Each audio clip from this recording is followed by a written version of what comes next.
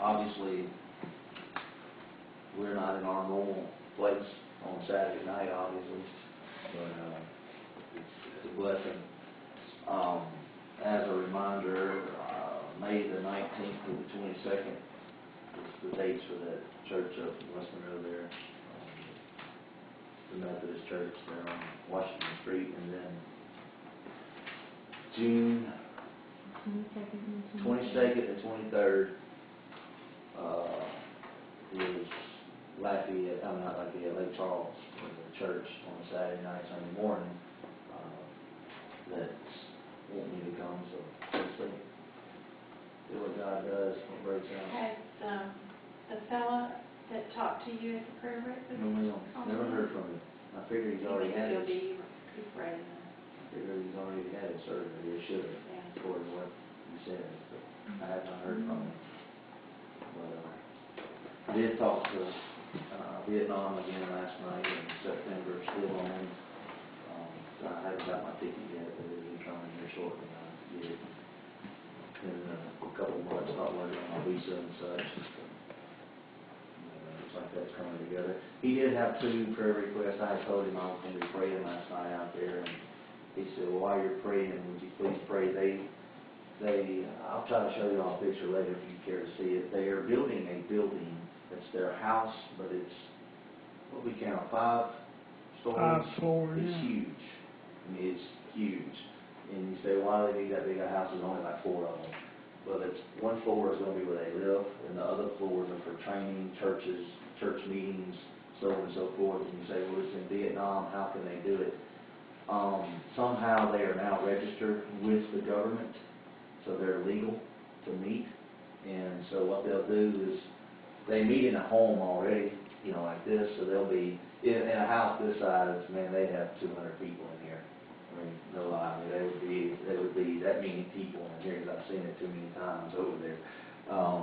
But what they'll do is, when they get their house built, they'll just move the location from here to there on paper. That was the first prayer request, was their building. They've already spent a good chunk of money to get it to the point where it's at, and they're wanting it completed by the time I get there, is what they're hoping, so that I can actually stay with them, which in some respects would be really cool, but in other respects it's going to be really tough, because there is no getting away to go find any form of American style outside of, you know, Vietnamese food. Does their status as being legal now, she said, does that help your position there over there? No. It will help, but no. It's legal for them. There can be no outside influence. But Jesus knows. I wouldn't go if I didn't feel like it was God. And y'all know me, the amount of time I spend praying and such on this kind of stuff. If I felt any form of hang on, I wouldn't go. And everything in me feels that it's right. So I got to obey that. But yes, they are wanting to go up north for about a week, do services, a 3 or 4 day pastors conference, and then some local outside jungle style, I think, villages, and then come back to Ho Chi Minh City, Saigon, and do another week, and then I'll fly home. So anyway, but the second prayer request they had first one was their home or building, church building, that they can get it completed by the time I get there. The second one was 8 hours south of Ho Chi Minh City. They went door to door. And when nobody was in the community, from what I understand, couldn't to say no Bibles, no gospel. They went door to door preaching Jesus, and now they've got over 100 converts. They have no building, no anything, and they've been trying to get permission from the government to build a building. They have applied, but they couldn't get permission from the government. Well, now the government says, now you've started this church, you've got to have a building within 6 months. Ho Chi Minh City, is that Saigon? Right. They changed the name of it after the war. But like 8 hours south, they started this. And from what I could piece together, and again, his English is good, but it's not what we speak English. It's got a major accent to it. So from what I could understand from him, there are people that came from Cambodia, and Cambodia had all their trouble. They fled over to Vietnam, and there's a whole community of Cambodians in Vietnam, and that's where. That's what he was trying to tell me. I think that's what when I said that. But anyway, there's a whole community, and now they've got over 100 people that have been saved in that community and are starting a church, but now they need a building. And they've got to have it built within 6 months. So he was asking for prayer on all those details and all that to come together so they can be in good with the government. So, but anyway, and yes, this is both of these things. If you'll come over there, if you look at this later, or I'll actually show you now, it's made out of eggshell. It's dyed eggshells that they make that picture out of. Really cool.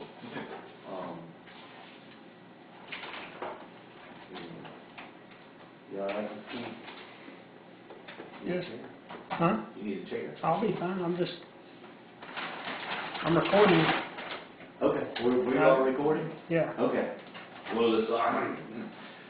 Praise the Lord. We're recording.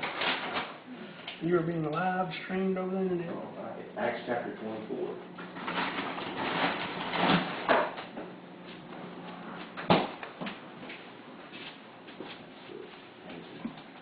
Acts chapter 24.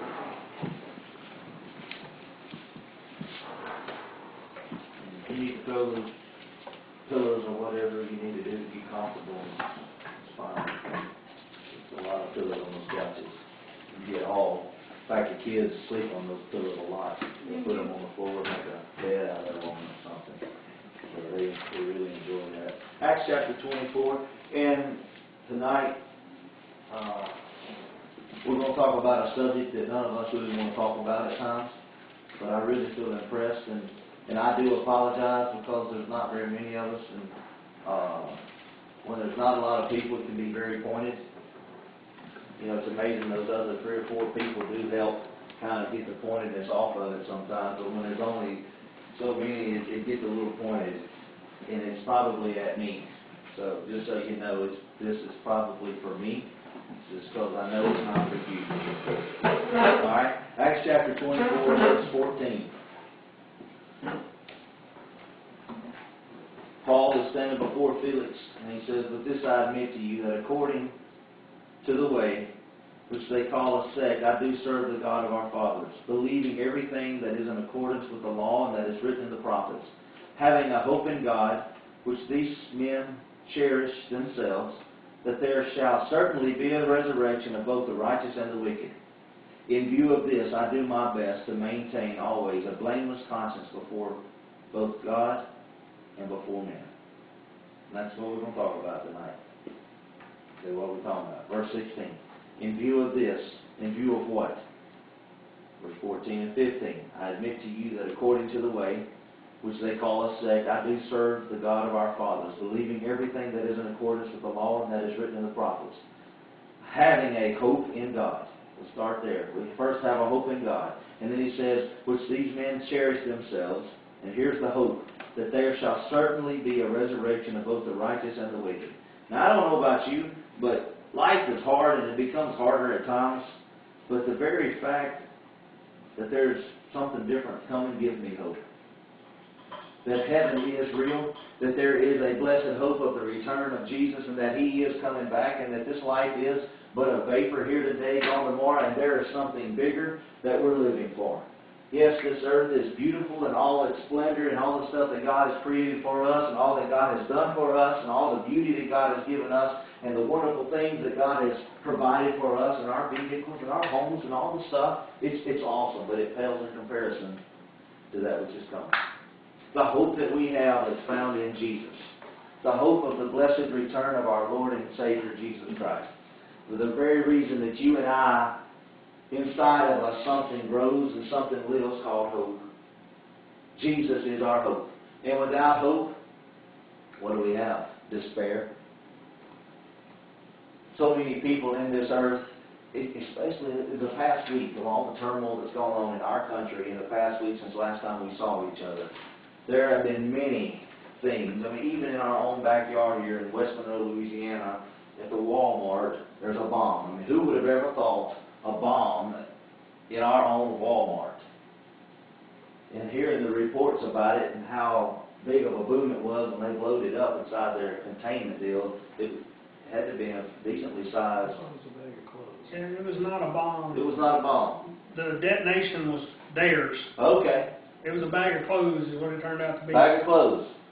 But it was still a scare. They had the They whole thought it was city. a bomb, they treated it And, as a bomb. what was it? County Sports evacuated today. Really? Over what?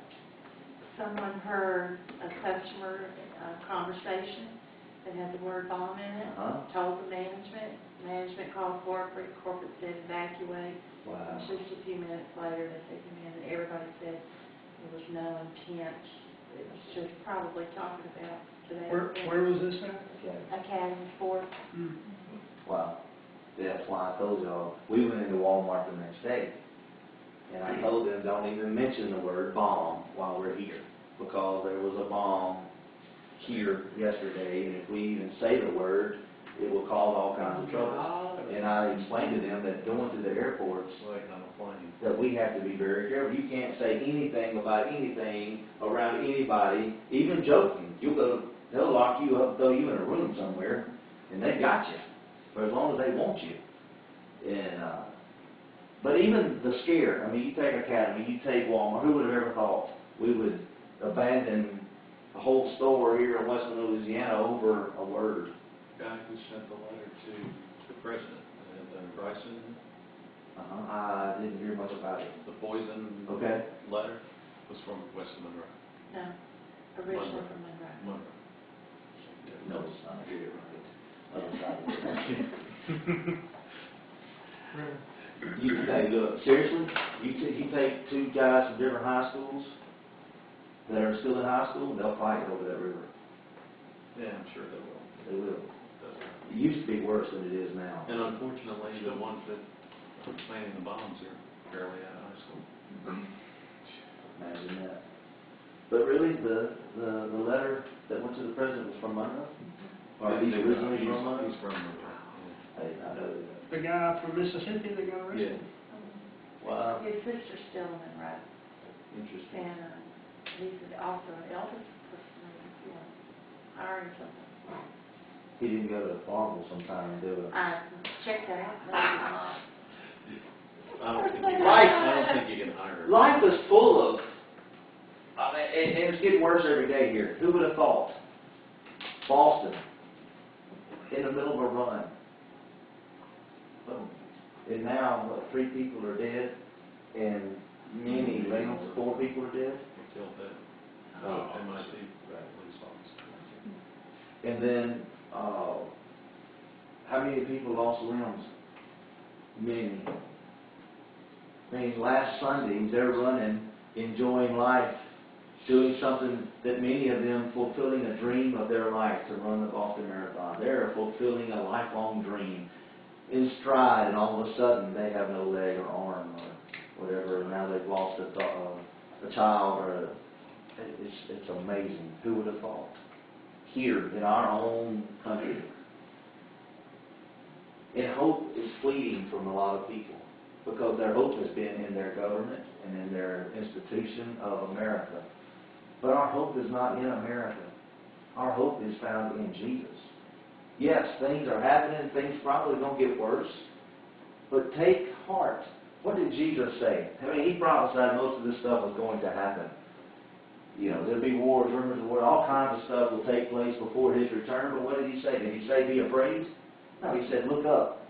When you see these things happening, look up, for your Redeemer draweth nigh. Our God is coming back, and we have a hope. It's found in Jesus. And refuge in that is amazing. If we really think about it and consume ourselves in the fact that He is returning. I was reading today about John Wesley.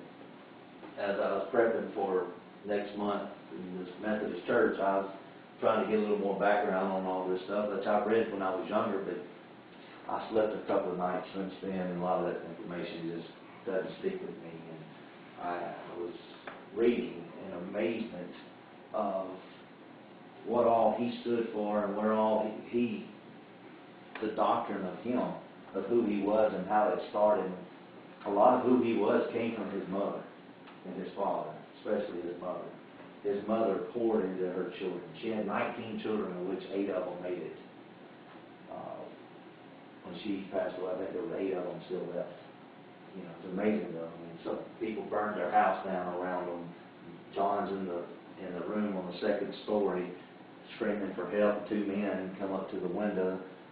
I mean, in fact, the daddy had just told the other children, let's commit him to God, because they couldn't get to him. Well, 2 men come up, and one stands on the shoulders of the other, and then he comes out the window to him, and that's how he got out alive. You know, and it's an amazing story. He and his mother both should have died that night. And how God took those things and formed who he was. And if we'll allow God to take the things that's happening today around us and form the network of who we are inside of us, we will be stronger for it. Does that make sense? If we'll take and not be afraid, but have hope in God, to take and trust that God is who he says he is. And we all say that all the time, that God is, and I even say it almost every Saturday. I tell Mr. Jerome, I checked this morning and God was still on his throne. And that is the truth. But if we'll take those things in the reality that God is who he says he is, and that yes, this world is passing away and evil is abounding all around us, and that's the way it is, because evil is evil, and it's a war between good and evil, and it's abounding around us, but we have hope in Jesus. That is our confidence, is our hope. Let that hope of Jesus, the hope of glory, have its work inside of you and me. Don't despair and don't fret. Don't be afraid. Even with my own children, we've come a long way. When especially with a little girl, lightning would hit, and you could look for a cat on top of your head. I'd be in bed, and I know if lightning struck anywhere around her, Bella's fixing to be on my head. She was like a cat clawing on my head, trying to get away from that stuff. It scared her. It still bothers her. But she has grown in her maturity and in her understanding, and now she just pulls the covers over her head and just waits it out.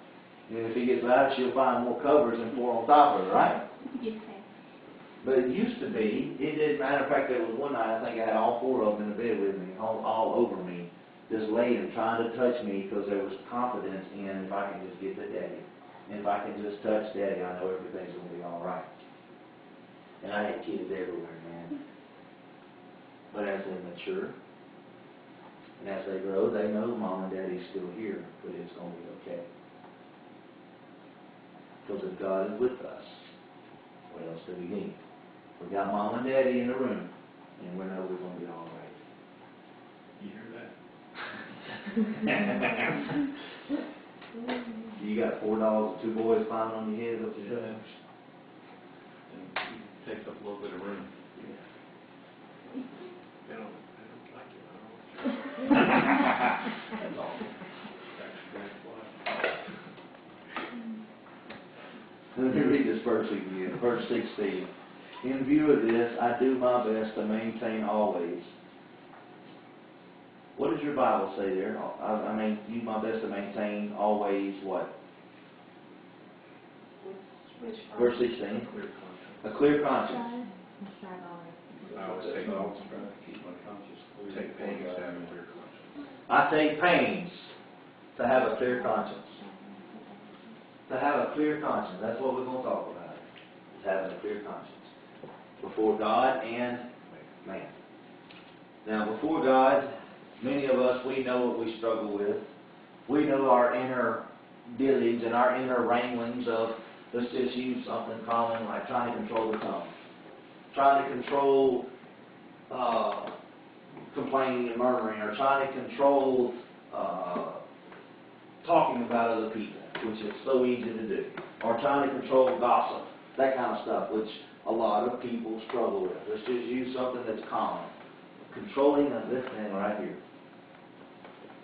before God and before man, right now, in this room, as the day has gone by and as the week has gone by, if we were to stand for the things that have come out of our mouth this week, since last Saturday to this Saturday, would we have a clear conscience before all men, if all men knew what we had said about them?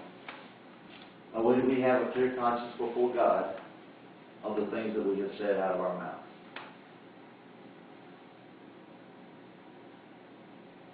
This week or last week?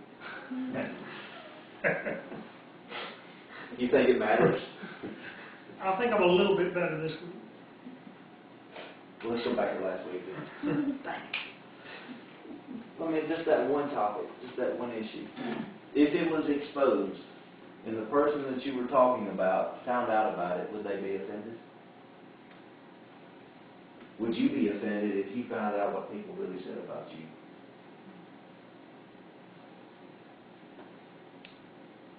Because here's a little clue. If you talk about somebody with somebody else, chances are they're going to talk about you after you're gone. If they're going to talk with you about someone else, when they get around that someone else, they're going to talk about you. You know how many of us would be hurt to the core if we knew what people really said about us?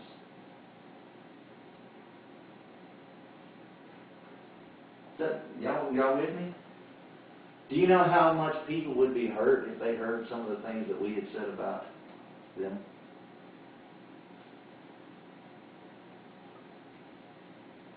Like I say, I'm sure this is just me, that none of us in here, this is only for me tonight, that, you know, my mouth sometimes, what's the old, it's all on me? Yeah. Okay. The old saying, you know, your mouth overloads your wagon. How many times does that take place in my life? Really? You just don't agree and throw me under the bus, huh? And the mouth of 2 or 3 witnesses? It is about me. Because seriously, how many times does our mouth overload us? When we just use words about people, we cut people to the bone and don't think anything about it. We fillet them. I mean, how many times, and again, I'm sure this has never happened here, but how many times have we gone to a service, we left that service, and we went and sat around the table with another family, we went out to eat, and we roasted the preacher, or someone else that was a part of the service, or the singer that sang, and how horrible it was, and, you know, and this, that, and the other, and oh my Lord Jesus, the good thing the Bible says, make a joyful noise, because that's what they were doing. And yet, if they heard us say those very words, how many of them would be so hurt and so cut? Because how many times would we be so hurt and so cut if we really heard how horrible you really do preach, Brother Jason? Can't stand that guy. He's here again, especially on Wednesday nights. Because once they walk in that room, they can't get out. And they forgot that I was coming.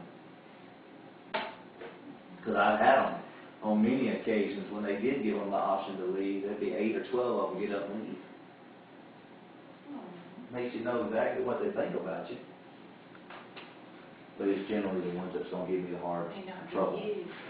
But it's the ones that what's the right word? Heckle me in the middle of trying to preach, and that just cause all kinds of trouble. That's the ones that get up and walk out because they'll get run up. So they'll come in there and announce, we're going to write you up tonight. Yeah, Mr. Tim would never say Didn't all that happen? No. They have, and they do, but they're not supposed to. When we get written up, we do it here.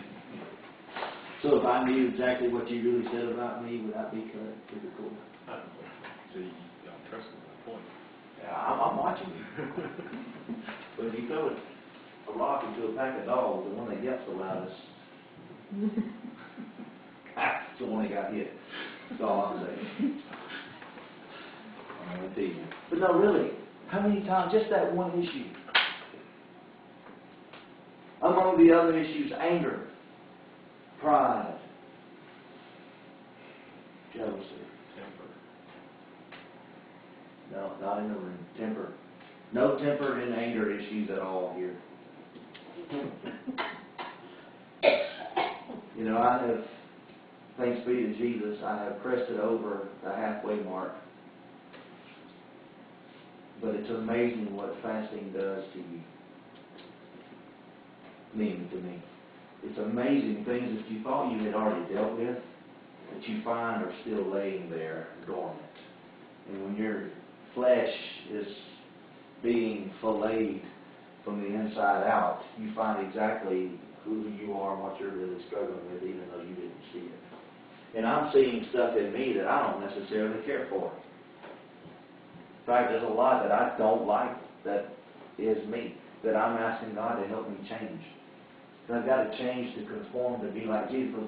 The writer here says in verse 16, in view of this, talking about there will be a resurrection. In view of this, I also do my best to maintain always a pure conscience or a blameless conscience before God and before men. Flip over to Philippians. There's a few verses here just about conscience and not conscience, but offense. Philippians chapter 1. Philippians chapter 1, verse 9 through 11. Philippians 1, 9 through 11. This I pray, that your love may abound still more and more in real knowledge and discernment, so that you may approve the things that are excellent, in order to be sincere and blameless unto the day of Christ. What does your Bible say there in verse 10? In order to be what? The last part. To discern what is of value, so that you may be pure and blameless for the day of Christ. Pure and blameless. To find out what's of value. In our lives, what really is of value in our lives, as opposed to what we allow in our lives and what we do in our lives? How much of it is really of value? And in finishing in verse 10, let's see, verse 11, and having been filled with the fruit of righteousness which comes through Christ Jesus, to the glory and praise of God. And again, I ask, how much of our life, how much of it is things that bring excellence in order to be sincere and blameless on the day of Christ? How much of my life really is going to matter in eternity? I have tried in the last few years to gear my life that if it doesn't matter in eternity, then it just really doesn't matter. But my attitude toward that can matter in eternity. Somebody steals something or does something, I'm going to forgive them, and my attitude toward them will matter. It's like when we were on the bus in Nicaragua, a pastor sat down beside Keith. We were riding on the bus, and they're talking this, that, and other. They hit a bump. Keith felt something, didn't think anything about it. Got off the bus. A couple hours later, whatever, we're headed out, and his knife that was hung on his side is now gone. Just, it wasn't anything fancy about it. It wasn't, but that's not the point. The point is, they hit that bump. He reached in, got that knife, and went away with it. He was a pastor. Because he was upset because he had already asked the missionary to ask us to give him something because we're Americans. You tell them to give me something, give me money. Right? And the missionary like, no, we're not giving you anything. You know, you just be blessed in Jesus. And Keith felt it when it happened, but didn't realize what took place, and it's the only person he was around. And later, his story, he's telling the story about it, and he just decided that man's not going to go to hell over that on his account. So in his heart, he has given the man the knife. Whether he took it out of ill whatever, he took it out of wrong motives. But in order that thing would not be held against him, he says, may he be forgiven, and I release it and be given the knife so that it doesn't stand against him on that day of judgment. Does that make sense? And that's an awesome way of handling it. But what if it was something bigger and more personal? Oh, your iPhone. Oh, now Or your legs. your legs. Just take Boston. How hard would it be to forgive that guy if you lost family member, or you lost a limb. 9/11. How hard is it to forgive? It takes a lot of strength to forgive wrong or It loss. does. It does. Let's break it down to even more personal. What if you did find out what somebody said about you? How hard would it be to forgive them?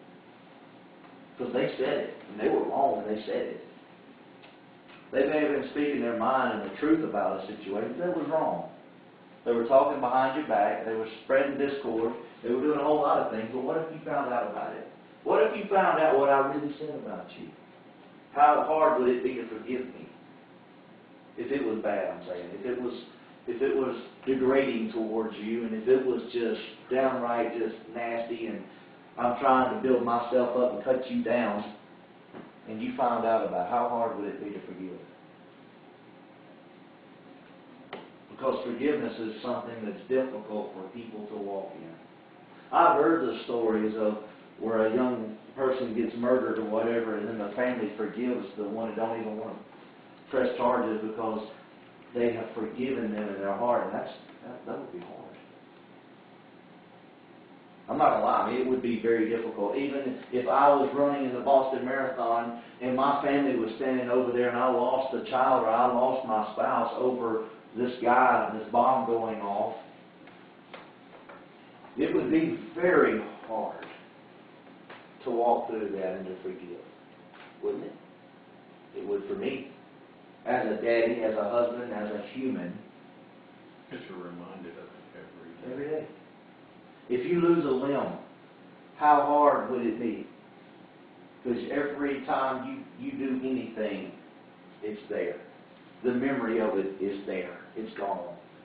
Every time you have to attach, or they wheel you around in that chair, and you're struggling for your life in the hospital, or you're paying hospital bills, or your boat gets riddled with bullets. And now the very thing that you love to do, you can no longer ride a bicycle.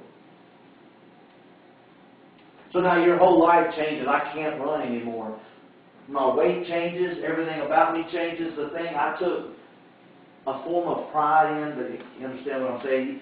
Something you feel good about that builds confidence inside of you is now gone. You can no longer ride. You can no longer do you can't even walk down the hill anymore. It's hard to even swim now. It's hard to walk across the plant to go do your job inside on the other side. Now you have to sterilize your foot every time you go in and out of the plant.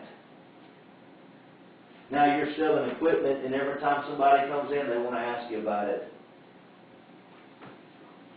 And it's not a thing of where I lost it in an accident as a child, or I was born, or this, that, and other. You're one of them. That was in Boston.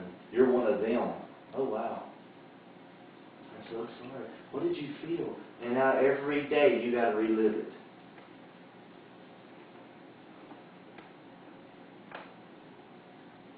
What about I was offended as a child and I still hadn't forgiven that preacher or that person or that childhood friend that we were best friends and then we both went our separate ways because we got offended over something? The writer says in the first verse there in Acts, I do my best before God and before man to have a clear conscience. And I'm going to ask you that when you go home and you're in your quiet time, and maybe your quiet times when you lay down or during the night you might have to wake up, I want you to search. I want you to ask God to reveal to you if there's any deep-seated unforgiveness in there that's still laying dormant, that you're still dealing with issues of things that we haven't dealt with because we buried it a long time ago, and every time it comes up we have issues that come up about it inside of us about it. Because I was offended, or I did this, or I did that, or they said things against me that were untrue, or maybe it was true, but they shouldn't have said that. They hurt me deep. You know how many churches are full of that? And it breeds. And it breeds, and it's hard for pastors to go into a church like that and do anything because it's laying there and it's just breathing. It's just multiplying. And everything that comes in, you can take, have you ever seen a group of people, it doesn't matter if it's men or women or who or what, take a group of people, they're just all the time, they're grumpy and they're just, to be around. And you take one person that comes in the room that's excited, and all those people that's just try to pull that person down. And if they can't do it when they leave, the things that are said about that person, Lord have mercy. Have you ever paid attention, you know what I'm talking about? When somebody is just in a, they love Jesus and they're happy in Jesus, and they come into a room full of grumpy people that are just mad at the world and mad at God and everybody else because they've lost this and lost that, and why are you so happy? And it shouldn't be that way. Or you take a congregation that's just, and you bring in a pastor that's trying to be, what happens? Well, that ain't how we do things around here. My great-grandparents started this church. My grandma went to this church. My grandparents went to this church. By golly, my parents went to all the Christians in this church. We take ownership of things and we get offended at things when God's trying to do something, and it's hard for people, for change to happen unless we're willing to change. At work, when policies change, how difficult is it? We've been doing it this way for years, and now the policy changes. We've always done it this way. Why are they changing it? Policies change. Things happen. This changes, man, and that changes. Is change hard to deal with? Yeah, most of the time. Is it fun? Not most of the time. Is it necessary? Most of the time. Do we like it? Not really. And we treat God the same way inside of us. How many times have we felt a stirring in our heart to deal with a certain issue, deal with a certain issue, deal with a certain issue, and we're still being stirred to deal with that certain issue, and God's been knocking on the door of our heart on that issue for years. And change is right there going, you need to change, and you're going, I don't like to change, I like it like this.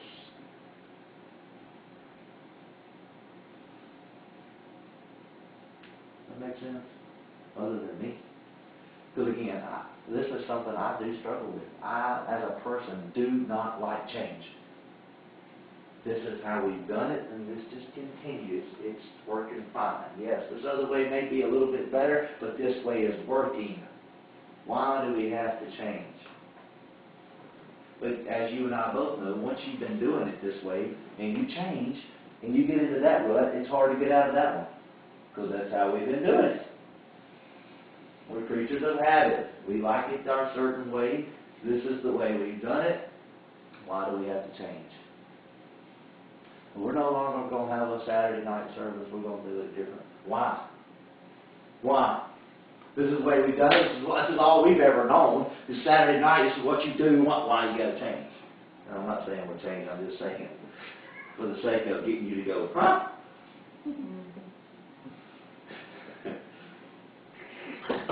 We're no longer going to do Tuesday night or Saturday night. We're going to do something different. Why? Why? Why? As my kids, why? Because I said so. And when God says something, we go, why? Because He said. We know the things that God's dealing with us on, don't we? And I shared with Lillian and with Keith, I think, about 6 weeks ago, God spoke to me first, and I'm going to tell you something God shared with me, and it wasn't for everybody, because that's something I struggle and try to keep separated. Because God's speaking to me, and God's speaking to me for this. And I know for a fact a lot of ministers don't keep it separated. You can tell where they are by what they're preaching. You can tell what their own personal sins that they're dealing with by what they constantly preach on. It's hard to keep it separated because God deals with me as a person and then God deals with me as a group. You understand me? I have to keep it separated. But as a person and as a father and a husband, God was speaking to me about 6 weeks ago, I believe. Don't get comfortable. Just those words, don't get comfortable. And I don't know exactly what it means, but I don't like that. Because normally that means change. And I'm going, God, that's not, God, I don't like that. I don't like it. Do you? I mean, if you woke up in the middle of the night and you feel like God's supposed to don't get comfortable, what does that mean to you? We're moving, Right? Surely it's not. Huh? No, it's not, is it? Because we start putting down some form of a root, and then that root gets in the first time or two, it's okay. But after that, how hard is it now?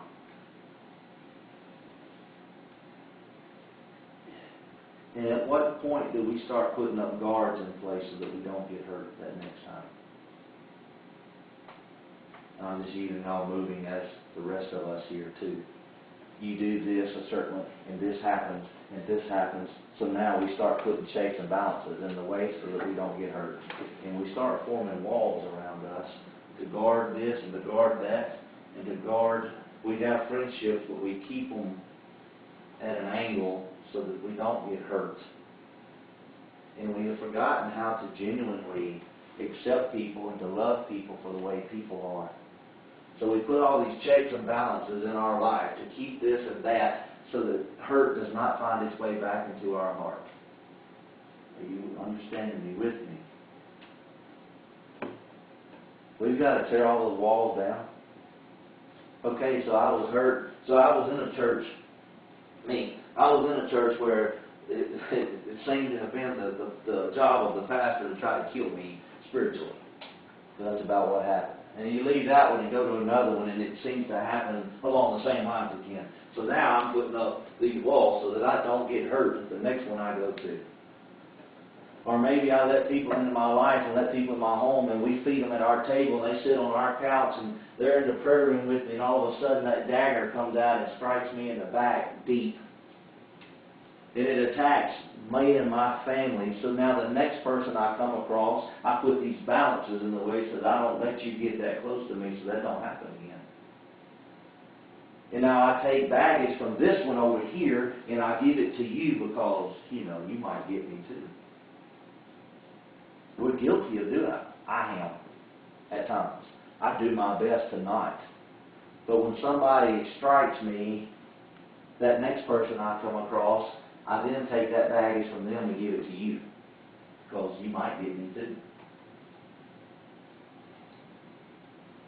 You understand me? Very much so. Doing it my job. We do it all the time. At least I do. And if I'm not looking for it, I do it. And even though I am looking for it, it's hard not to do it. It's hard to trust people. Isn't it? It's hard to trust people. It would be, to my knowledge, this is not true, okay? But it would be like Keith. Known Keith for how many years now? 7, 8? Sure. It's been a few. 06, 05, somewhere in there. First time I met him, he was sitting on the couch right there. Right? Tony was here. Sitting right there, and met Keith. And then from there, he came back, and friendship started, and then next thing I know, we're in Timbuktu, Nicaragua, and here, and now in Africa, and back to Africa, and then we're here in Dotson, and now we're close. But let's just say that we both live another 50 years. You push, you're a little over 90, and I'm pushing almost 90. I'm pushing 88 there. And we both, or you die, and then I'm at your grave. And it comes out. And he told me his whole life he'd never been married. But standing there at his grave, his ex-wife shows up. That he was married before I ever knew him. And he lied to me my whole life. I never knew. I mean, I know that's off the wall. It's just out there. Because I don't think you've ever been married, have you? Yeah, but I know. See, you lied to us again. We didn't even know it. I mean, how many people When are you going to burn? could live that life? When are you going to burn? When I find her. You know what I'm saying? That kind of stuff. Or let's say I found out next week that he'd been lying to me for years. For 8 years, he'd been lying to me about something. Can I forgive him, or am I offended beyond offense? Now, the next person that I come across, am I going to think that he's lying to me as well? What if you're lying? Because he lied to me, I bet you are too. Probably so. I bet you are. You look at That's him. my ex-wife. But he said he's got 2 kids, right? You ever seen the other one? Yes, he has. 2 that I know of. But he may have a whole other family with another set of kids out there somewhere. We got a problem. Because you know it's happened before. And he does act suspicious at times. You know, he goes out to California on business. But say if something like that happens and now all of a sudden everybody else in my life is living under the baggage of what somebody else did to hurt me. Somebody talked evil about me, so now you probably are too. It's all his fault.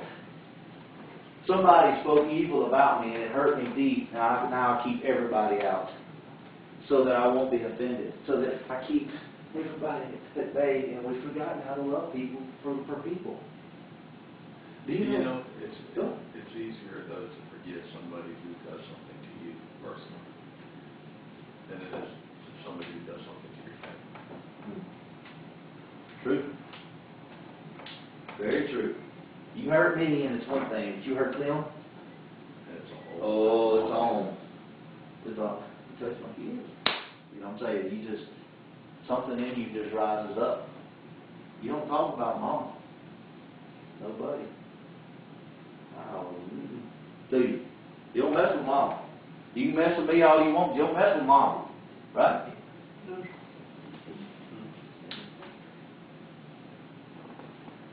Offenses.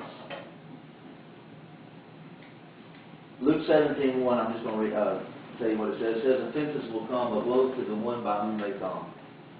Offenses come. Offense. I looked up Webster's dictionary. Offense is an act of stumbling or a cause or an occasion of sin, a stumbling block.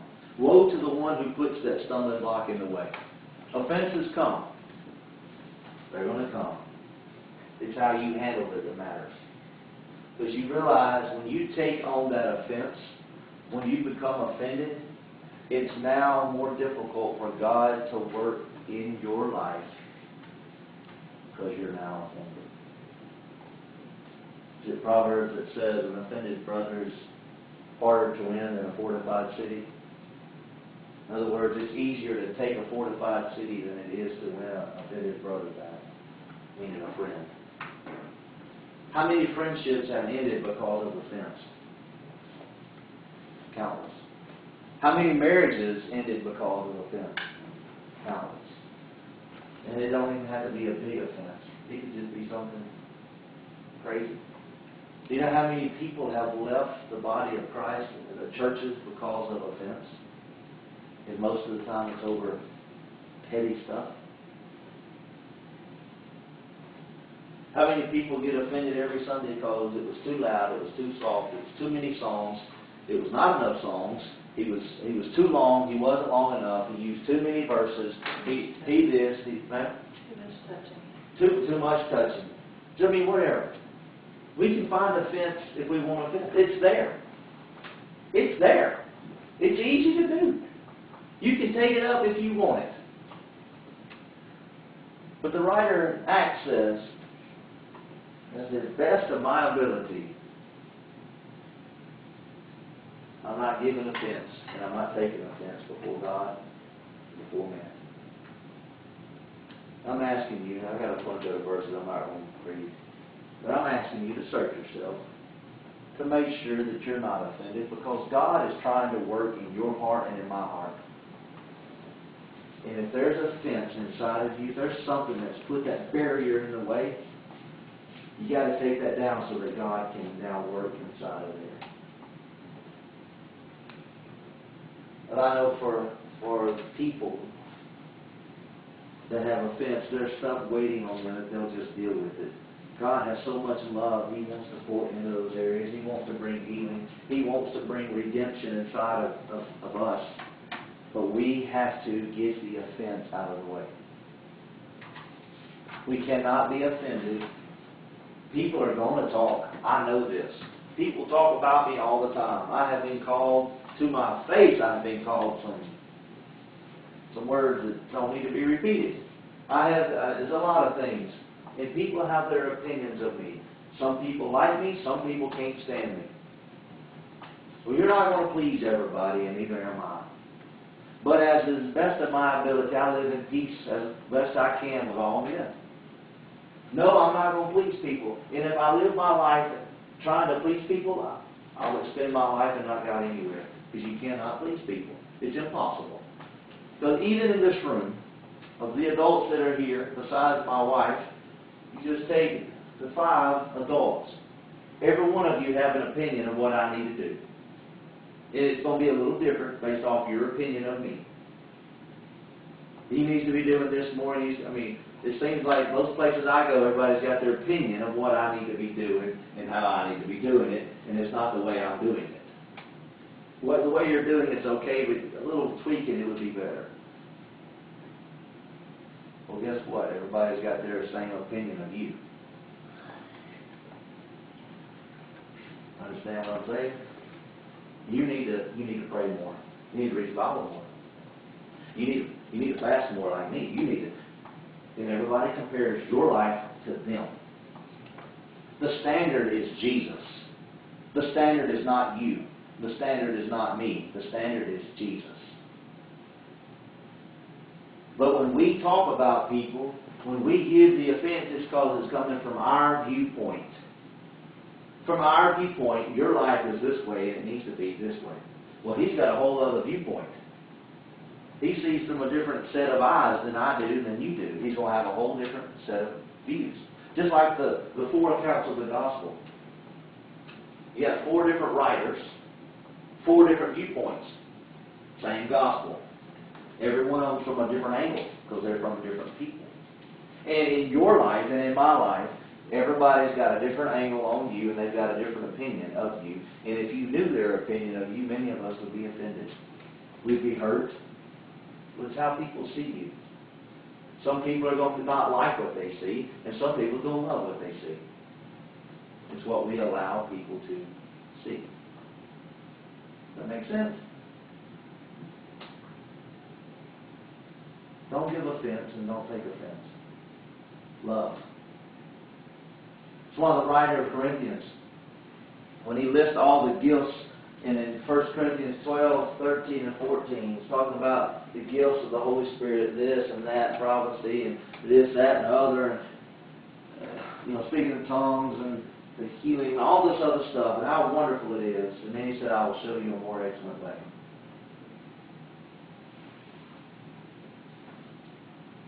We can get focused on certain gifts, and do you operate? Let's talk about love. It's the greatest. The more excellent way. Love. See, love keeps no records of wrong, does it? According to 1 Corinthians chapter 13. It keeps no record of wrong. Well, how many of us could name time and date when we were wrong? They did me wrong. I remember when my dad came home a couple different times now from losing his job, just out of the blue. Been working there for 40 years, and he comes home. First time ever like that. He comes home after 40 years of doing the same job every day, or going to work every day at the same place. 40 years. He walks in on Monday morning, sir, you no longer have a job here, go home. You know how much inside of me they did him wrong.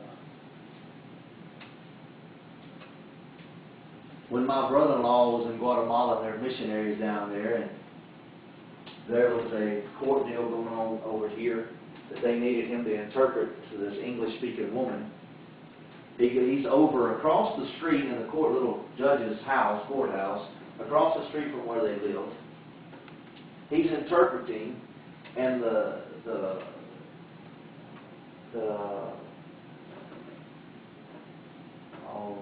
case starts going in the favor of the woman, the American or Canadian. I can't remember which one she was.